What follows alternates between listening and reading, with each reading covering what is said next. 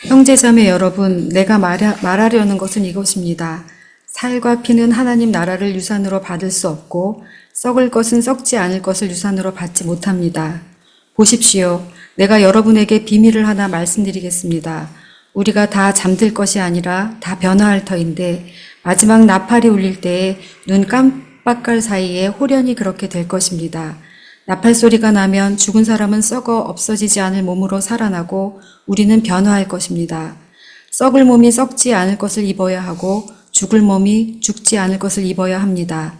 썩을 이 몸이 썩지 않을 것을 입고 죽을 이 몸이 죽지 않을 것을 입을 그때에 이렇게 기록한 성경 말씀이 이루어질 것입니다. 죽음을 삼키고서 승리를 얻었다. 죽음아 너의 승리가 어디에 있느냐? 죽음아 너의 독침이 어디에 있느냐? 죽음의 독침은 죄요, 죄의 권세는 율법입니다. 그러나 우리 주 예수 그리스도를 통하여 우리에게 승리를 주시는 하나님께 우리는 감사를 드립니다. 그러므로 나의 사랑하는 형제자매 여러분, 굳게 서서 흔들리지 말고 주님의 일을 더욱 많이 하십시오. 여러분이 아는 대로 여러분의 수고가 주님 안에서 헛되지 않습니다. 오늘은 부활주일입니다. 우리 오거리 교회는 초대교회 전통에 따라서 예수 그리스도의 부활을 축하하며 기념하기 위해서 매주일 예배로 모입니다. 특별히 1년에 한 번은 부활주일로 모입니다. 가끔씩 꼭 주일에만 예배를 드려야 하느냐라는 질문을 받습니다. 이런 질문은 마치 생일 파티를 꼭 생일날 해야 하느냐, 아니면은 무슨 국경일, 광복절과 같은 행사를 꼭 8월 15일에 해야 하느냐 하고 묻는 질문과 비슷한 그런 특징을 가지고 있습니다.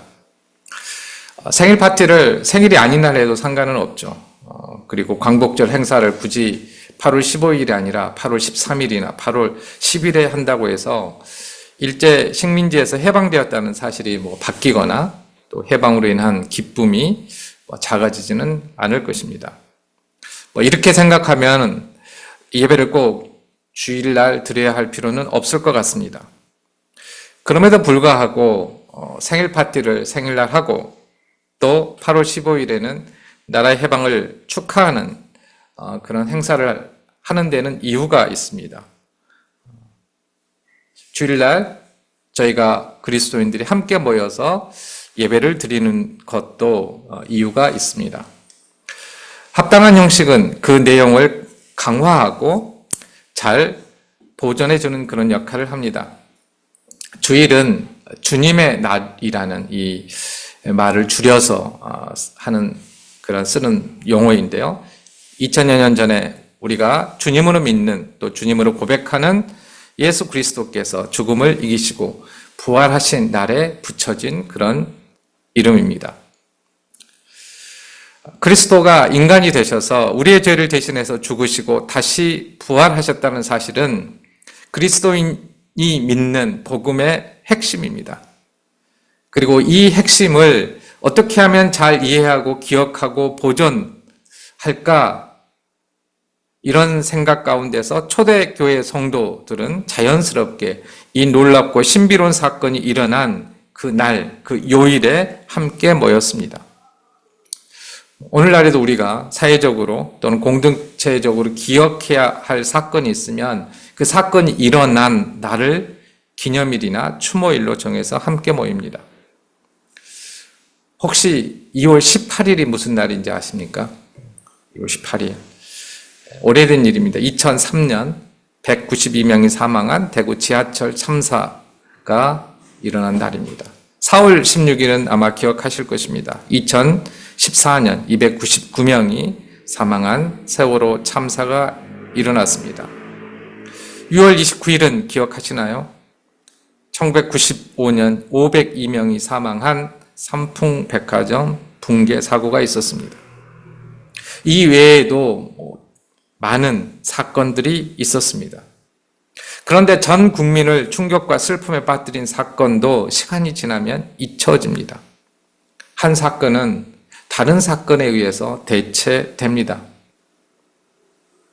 이런 상황에서 만약 초대교회 그리스도인들이 다른 요일이나 혹은 정해진 날이 아니라 아무 때나 비정기적으로 모여서 예배를 드렸다면 예수 그리스도의 죽으심과 부활이라는 이 기독교의 핵심, 신앙의 핵심을 오늘날까지 지킬 수 있었을까요? 아마도 신학자나 몇몇 목사, 성직자만이 기억하고 기념하고 있을 가능성이 큽니다. 그리고 자꾸 뭔가를 설명해야 될 것입니다. 우리는 다른 요일에 예배를 드릴 수 있습니다. 하지만 외적인 어떤 조건 때문에 박해와 같은 그러한 이유로 인해서 주일 예배가 불가능한 그런 경우를 제외하고는 주일 모임과 예배를 폐지하고 다른 날 모이고 예배 드리는 것은 적합하지 않다고 할 수 있습니다.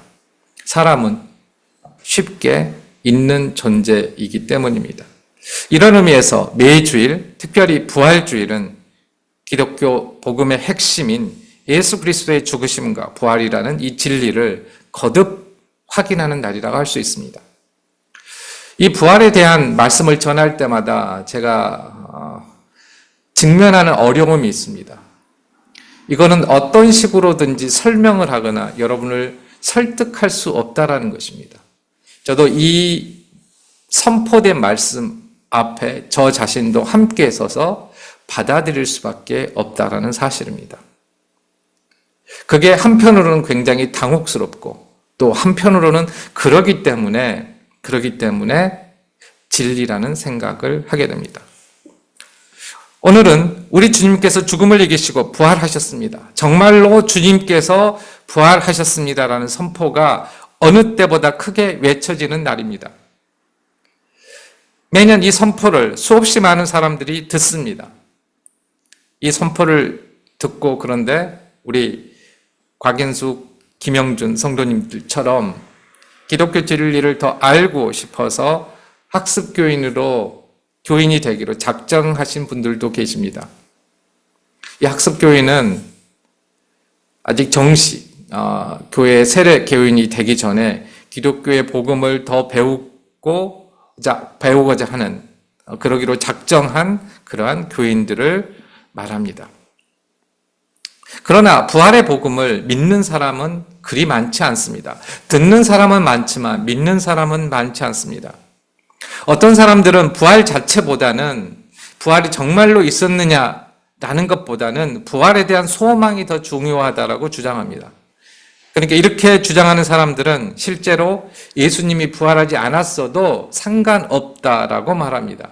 마치 그게 기독교에 조금 더 성숙된, 발전된, 수준 높은 신앙인 것처럼 말을 합니다. 부활에 대한 소망, 이 자체가 고난을 이길 힘을, 현실의 어려움을 이길 힘을 준다고 믿기 때문입니다. 그러나 이것은 가짜 믿음입니다. 자기 기만입니다.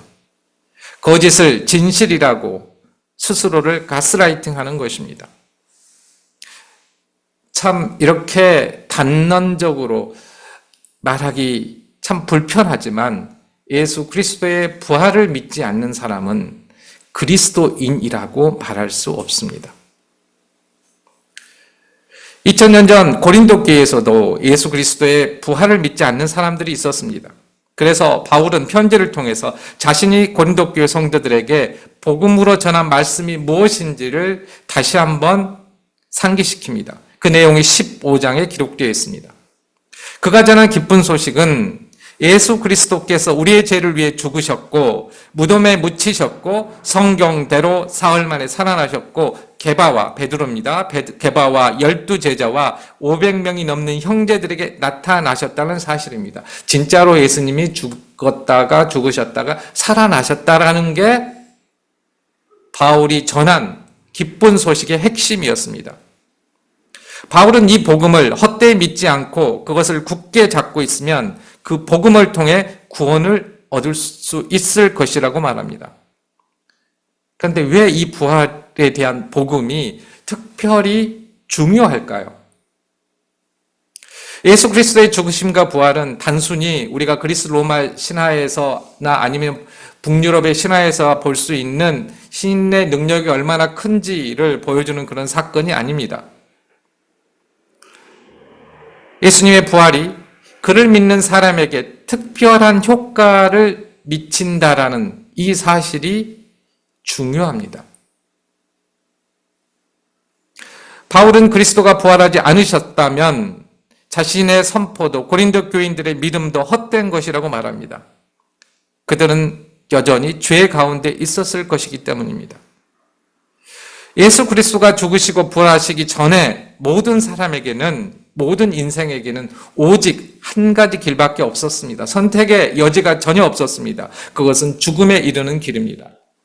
어떤 사람이 이 세상에서 높은 지위를 얻고 크게 성공하고 뛰어난 업적을 이루었다고 하더라도 그의 마지막은 다른 모든 사람들과 똑같이 죽음으로 끝날 수밖에 없었습니다. 그런데 예수님께서는 이 죽음과 대결하셔서 이기시고 정반대의 생명의 길을 여셨습니다. 이게 아주 중요한 복음의 핵심입니다. 사람들이 마지막에 죽음에 이르고 생명에 이르지 못한 이유는 죄 때문입니다. 이 죄의 결과는 예외 없이 죽음입니다. 우리가 죄에 대해서 이야기를 할 때 늘 상기하는 그 말씀이지만은 도덕적으로 뭔가를 죄를 지었고 이것이 우선인 것이 아닙니다. 도덕적인 죄, 살인하고 도둑질하고 누군가를 미워하고 하는 것은 하나님과의 관계가 끊어져서 자신이 하나님처럼 살려고 하는 이 죄의 결과로서 나타나는 것들입니다. 그러니까 하나님을 대신해서 자신이 하나님처럼 살려고 하는 게 그것이 죄의 핵심이고요. 그것의 결론은 죽음이라는 것입니다. 예수님께서 죽으신 이유는 바로 이 죄의 문제를 해결하기 위해서입니다. 이 죄의 문제를 해결해야 다른 길이 열리기 때문입니다. 그래서 예수님은 세상에서 사는 사람들의 죄를 홀로 대신 지시고 그 값을 치르기 위해 죽으셨습니다. 이로써 잠시 죽음이 승리하는 것처럼 보였습니다. 하지만 하나님께서는 인간의 죄로 인해 죽으신 예수 그리스도를 죽음에서 다시 살리셨습니다. 예수님은 죽음에서 살아나신, 죽음을 이기신 첫 번째 열매가 되셨습니다. 그리고 이 사건으로 인해서 예수님이 대단하다, 하나님이 대단하다, 이걸로 끝나는 것이 아니라 그를 믿는 이들도 부활할 수 있게 되었습니다. 이게 중요한 사실입니다. 기독교 신앙의 핵심은 예수 그리스도의 부활을 믿는 것과 그를 믿는 사람들의 몸의 부활을 믿는 것입니다. 만약 하나님께서 세상을 창조하셨다는 사실은 믿으면서도 예수 그리스도의 죽으심과 부활을 믿지 않는다면 그는 하나님을 아는 지식이 없는 사람입니다. 그는 분명하게 영원한 생명을 얻지 못할 것입니다. 물론 하나님의 넓으신 사랑과 깊으신 그 사랑을 제가 다 알지는 못하지만 하나님 성경 말씀에 따르면은 그는 하나님을 제대로 알지 못하는 사람입니다. 예수 그리스도의 부활 사건은 그를 믿는 우리가 마지막 때에 다시 부활할 것이라는 보증입니다. 그런데 우리에게 부활은 어떻게 일어날까요? 오늘 본문 말씀이 바로 이것에 대해 말해주고 있습니다. 우리는 부활할 것이라고 믿는데 과연 이 부활이 어떤 식으로 일어날까요? 51절에서 바울은 그 방법과 과정이 비밀이라고 말합니다. 이 비밀이라는 단어는 영어의 미스테리의 어원으로서 신비라고 말할 수 있습니다. 약간 어감이 좀 달라요. 비밀이 틀린 말은 아니지만 이 신비라는 말은 우리가 죽음을 이기고 생명을 얻는 방법이나 과정에 대해서 의문이나 이의를 제기할 수 없다는 의미이기도 합니다. 하나님께서 정하신 신비로운 일이기 때문입니다. 왜 예수님이 그렇게 죽으셔야 됐는지, 이런 질문들을 저도 성장하면서 많이 오랫동안 했는데요. 그것은 하나님께서 정하신 신비로운 선택입니다. 오늘 말씀에 따르면 예수 그리스도를 주님으로 믿고 그의 죽으심과 부활을 믿는 사람들은 마지막 때에, 즉 예수님이 다시 오실 때 지금과는 다른 몸을 갖게 됩니다. 즉 몸이 썩지 않을 몸으로, 죽을 몸이 죽지 않을 몸으로 변하게 될 것입니다. 그러니까 우리가 있는 이 몸 위에 새로운 몸이 덧입혀진다는 것입니다. 그러니까 여기에는 부활 이후에 우리의 몸과 지금의 우리가 다르지만 연속성이 있다는 사실을 말하고 있는 것입니다. 바울 사도가 본문에서 이 말을 반복해서 하는 이유는 당시 그리스 철학과 그의 영향을 받은 교회 내 영지주의자들 때문입니다. 그들은 몸을 이루는 살과 피는 유한해서 죽으면 싹 사라지고 영원한 것은 영원히 영원할 것이다. 영원만 영원할 것이다라고 주장했기 때문입니다. 하지만 바울은 아니다라고 이야기를 하고 있습니다. 바울은 죽음을 이기시고 부활할 때 어떤 상태가 되는지 부활하신 예수 그리스도를 통해서 분명하게 알았습니다. 그는 부활하신 예수님을 직접 눈으로 본 적은 없었지만 그가 전해 들은 증인들의 증언과 성령의 감동으로 새로운 몸을 가지셨다라는 사실을 확신할 수 있었습니다. 우리가 죽었든 살아있든 마지막 날에 영혼만 남는 것이 아니라 지금과는 다른 새로운 몸을 갖게 됩니다. 이것은 52절 말씀처럼 눈 깜빡할 사이에 호련히 그렇게 될 것입니다. 죽었던 사람들은 다시 살아나면서 새로운 몸으로 변화할 것이고 살아있던 사람은 죽지 않은 상태로 순식간에 새로운 몸으로 변화될 것입니다. 안 믿겨지지요? 왜 그런 방법을 택하셨을까? 그런데 이것은 우리가 이성적으로 납득할 수 있는 문제가 아니고 하나님께서 그렇게 결정하셨기 때문에 우리는 그렇게 될 거라고 믿는 것이 중요합니다. 이때 이미 예수 그리스도를 통해서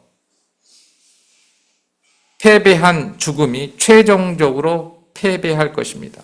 이때부터는 죽음은 더 이상 승리를 할 수 없으며 죽음의 독침은 아무런 해도 고통도 주지 못할 것입니다. 죽음에 이르게 하는 독침이 오늘 말씀을 보면 죄인데요. 인간을 죽음에 이르게 하는 이 독침을 예수님이 십자가의 죽음으로 제거하셨습니다. 혹시 여러분 꿀벌을 이렇게 잡아가지고 어렸을 때 놀아보신 적이 있으십니까? 저는 외할아버지께서 양봉을 하셔서 저의 장난감이었습니다. 근데 이 죄의 독침은 꿀벌의 이 침과 참 유사한 점이 있습니다. 꿀벌의 침은요, 이 침은 내장과 연결되어 있었어요. 한번 침을 쏘면은 내장이 함께 딸려 나와서 죽게 됩니다. 한번 침을 쏘게 되면. 죄의 독침은 예수 그리스도를 쏘았습니다. 그 독으로 인해서 예수님은 돌아가셨습니다. 그런데 이로 인해서 죄의 독침은 더 이상 죽음에 이르게 하는 독을 내뿜지 못하게 되었습니다. 또한 죽음도 더 이상 효력을 발생하지 못하고 죽음도 죽게 되었습니다. 그렇다고 우리가 마음대로 죄를 지어도 된다는 뜻은 아닙니다. 죄가 우리 모두를 무조건적으로 선택의 여지 없이 죽음에 이르게 할 수 없게 되었다는 그런 의미입니다. 하나님께서 우리의 죄를 대신 지신 예수님을 죽음에서 다시 살리심으로 예수님은 죽음을 이기신 분이 되셨습니다. 이로써 여전히 우리가 죄를 지을 수밖에 없음에도 불구하고 이미 있던 죽음의 길 위에 생명의 길이 열렸습니다.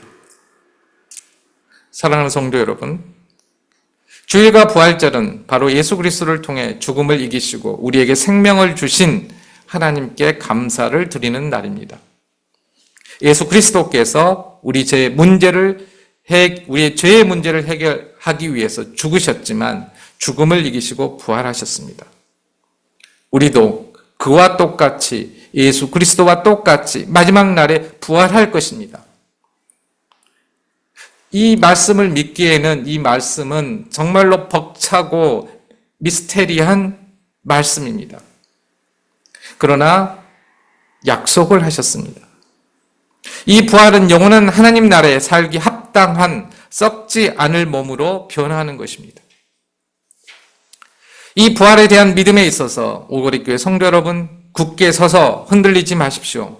그리고 주님의 일을 더욱 많이 하십시오. 왜냐하면 여러분의 수고가 주님 안에서 헛되지 않기 때문입니다. 우리는 마지막 때 썩지 않고 죽지 않을 몸으로 변화됩니다. 그러니 우리는 그런 사람입니다. 그러니 지금부터 부활할 몸으로 살아가시기를 축복합니다. 마지막으로 이 부활 신앙을 배우고 믿기로 작정하신 곽인수 김형준 성도님을 오거리 교회를 대신해서 진심으로 환영합니다. 아멘. 기도하겠습니다.